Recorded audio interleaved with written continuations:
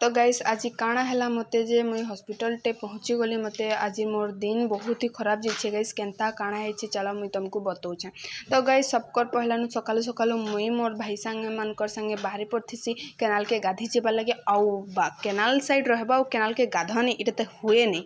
और तार देखी पार्थ्य केते सुंदर से गाधी पाधी करी आली बेले थकी जाती शुई पड़थीसी शुईला बेले उठिक देखली बेले पकोड़ी बनतीसी पकोड़ी खाई मुई पले जासी मोर गोटे पार्सल टे के रिसीव करवार लगी और पार्सल रे काଣା अच्छे सेटा तो मुई तुमको नेक्स्ट वीडियो रे देखामी और इनु मुई अरसा पिठा कहूँ अरसा पिठा तो मैं काଣା कहसे जे कमेंट करके बताबो मते अरसा पिठा खन खर मोर पेट के बहुत जोर चियाला और मुई डायरेक्ट सुशीला क्लिनिक हॉस्पिटल निके पहुँची गली इनु देखी पेखी करी सब चेकअप करी मेडिसिन नहीं करी घर के पले आसी का करी कि बहुत पेट दर्द टिके बाकी ठीक होता न आ घर के आसुन मुई देखली छतुर सब्जी बनी से और एटा खाई करी मुई सुई पड़सी आज लगी एतकी ही फिर देखा नेक्स्ट वीडियो के कल वीडियो के bye bye thank you all guys.